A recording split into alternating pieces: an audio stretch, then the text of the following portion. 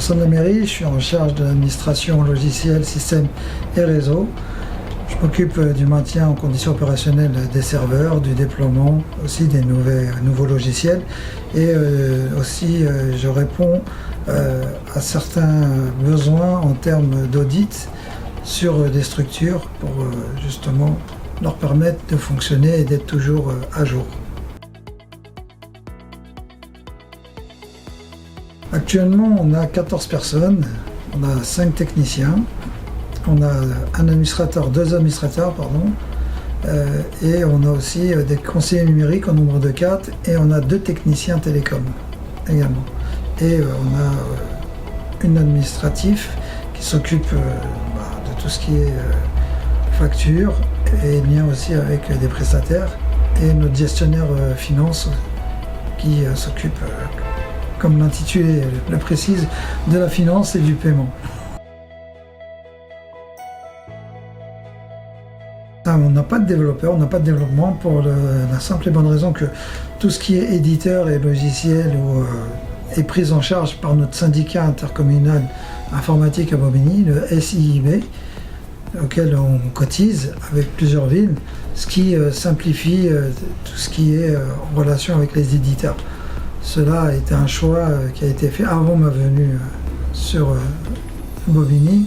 Et lors de ma prise de poste, j'ai pu voir que c'était très intéressant de mutualiser, parce que cela amoindrit les coûts, justement, d'investissement sur certains logiciels qui sont dédiés, par exemple, à la RH ou à la compta, qui sont très onéreux.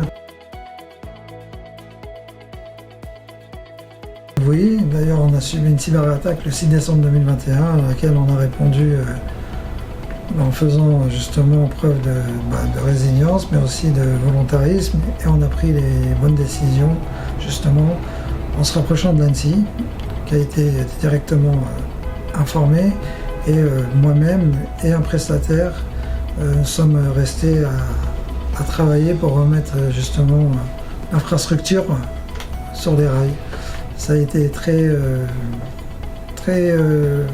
prenant.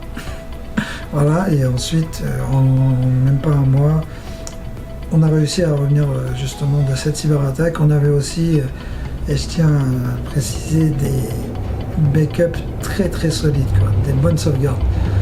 On a des voisins qui n'ont pas eu cette chance, des villes qui ont tout perdu. Donc c'est pour ça que c'est vraiment un axe sur lequel on a investi et qu'on prend très au sérieux, parce que comme vous le savez, les collectivités sont les premières cibles.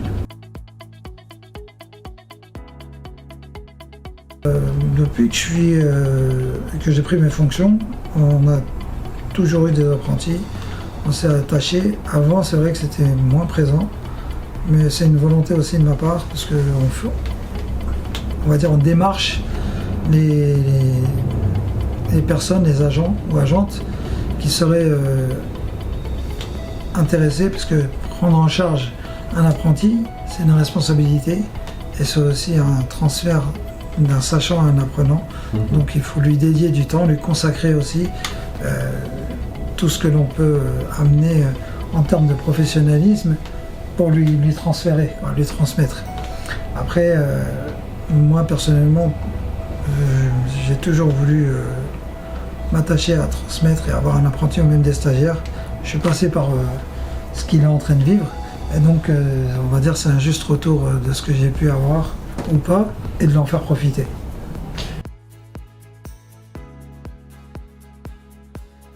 C'est lui qui m'a choisi. Voilà. C'est vrai. C'est lui qui a voulu reprendre. Alors c'est atypique, parce que Dylan avait un autre maître d'apprentissage, un autre tuteur qui s'occupait de lui, qui était en charge, mais la personne a quitté la collectivité.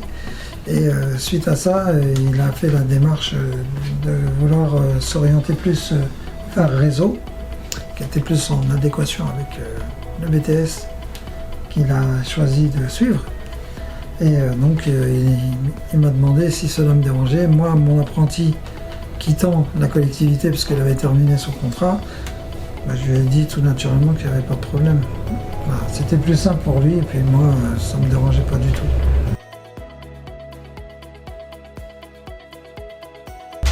Bien sûr, parce qu'il est force de proposition parfois sur certains dossiers, et il est aussi très volontaire pour se rendre disponible ou résoudre. Il est autonome, et, il gère sa journée maintenant sans problème, parce que quand on arrive, on est apprenti, on ne sait pas trop et tout.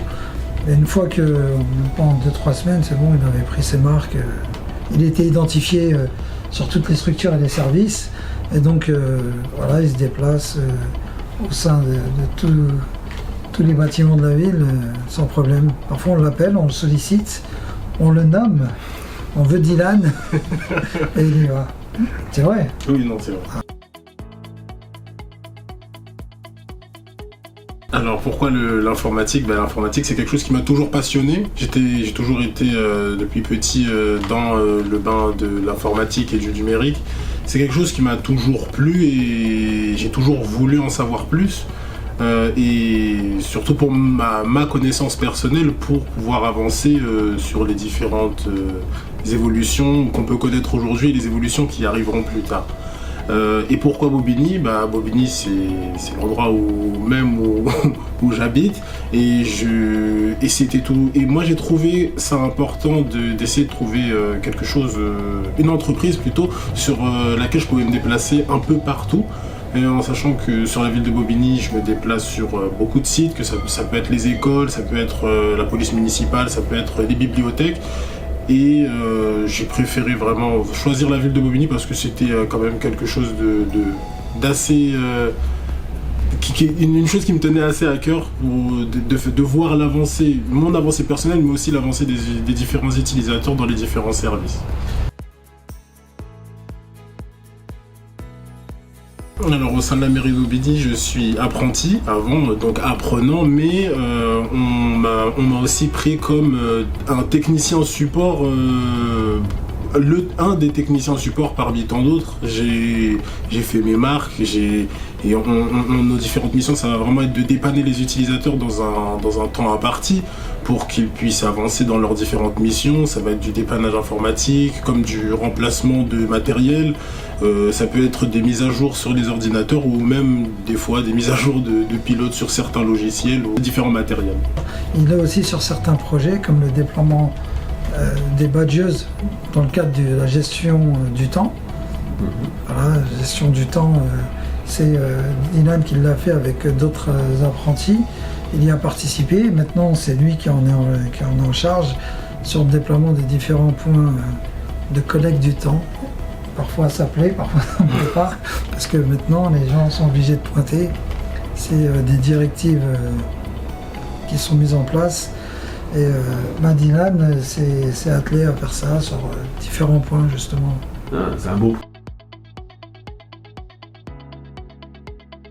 J'ai fait un lycée professionnel qui n'avait strictement rien à voir avec l'informatique. J'étais en accompagnement soins et services à la personne, parce que c'est quelque chose aussi qui me tenait à cœur, mais avant tout, je voulais quand même évoluer dans l'informatique et agrandir mon cercle de connaissances autour de l'informatique.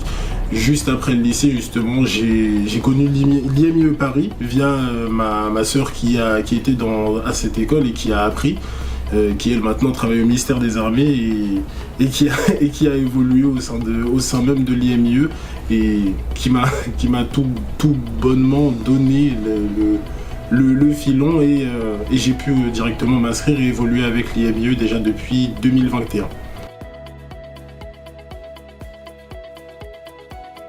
Alors le choix de l'alternance, c'est quelque chose qui me tenait à cœur parce que l'apprentissage en continu, c'est une bonne chose, hein. Ce n'est pas péjoratif, mais j'ai préféré me diriger plus vers l'apprentissage parce que on a directement les pieds dans le bain, hein, comme on dit. On apprend beaucoup plus facilement, donc ce qu'on peut apprendre à l'école, on peut le mettre en exécution en entreprise ou même directement proposer aux différentes personnes qui dans la collectivité nos idées et nos avancements, ce qui peut même par moment être très bénéfique pour l'entreprise et pour les différents services de la ville. Avec mes cours, oui, c'est en très bonne adéquation puisque justement quand je suis à l'école, j'en apprends beaucoup. C'est pas assez, c'est toujours mieux d'en apprendre beaucoup. Mais une fois arrivé en entreprise, oui, c'est en adéquation avec l'entreprise, puisque ça va parler aussi de sécurité, de politique, en fait, ça va de politique informatique, et ça se marie bien avec mon entreprise, puisque je dois vraiment être sur plusieurs collectifs, plusieurs sites. C'est complémentaire ce qu'il apprend et ce qui est mis en pratique ici, ce que nous déjà on pratique, couplé à ce que lui il apprend, voilà, c'est assez complémentaire et ça match assez. Et ça correspond à ce qu'il apprend, donc ça le rassure. Il apprend les bonnes choses. Le projet pour la suite, ça va être de continuer avec l'IMIE Paris, en premier lieu. Sur la branche d'AIS, ça m'intéresse. Je suis très intéressé surtout sur tout ce qui va être administration des réseaux, ce que Sari m'apprend un peu au quotidien. Et c'est vraiment ouvrir, comme je l'ai dit précédemment, ouvrir mon cercle de connaissances pour en apprendre plus et pouvoir toucher à tout.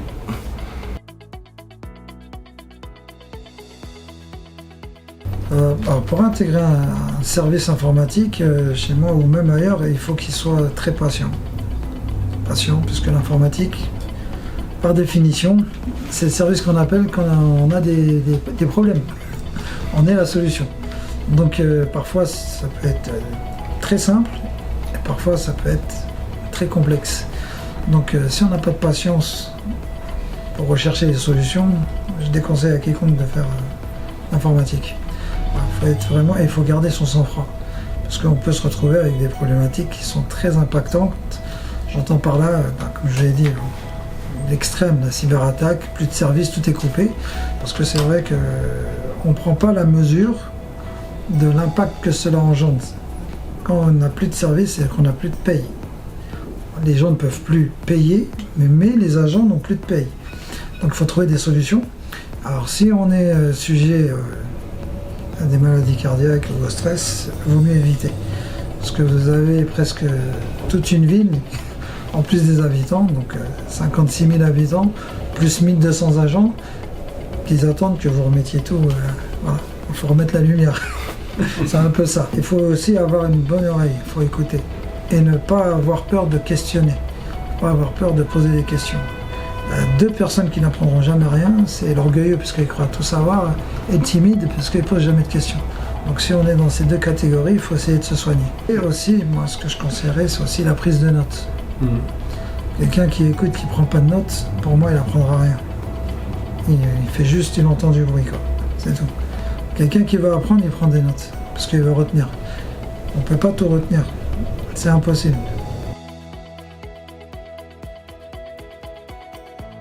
Alors de plonger directement dedans, de s'y intéresser à 200% et de prendre au mieux de l'apprentissage, parce que c'est mieux d'apprendre à l'école et de mettre aussi en pratique dans une entreprise. Dans le milieu IT, le réseau est très très important. Il faut toujours garder les cartes, les numéros et être une bonne personne, parce que sinon c'est un milieu très cloisonné, tout le monde se connaît. Donc s'il y a un impair, votre nom il va résonner, quoi. Oui. En bon ou en mauvais. Oui, je souhaite à tous les apprentis qui s'engagent une bonne réussite et que leur implication soit à la hauteur de leur motivation.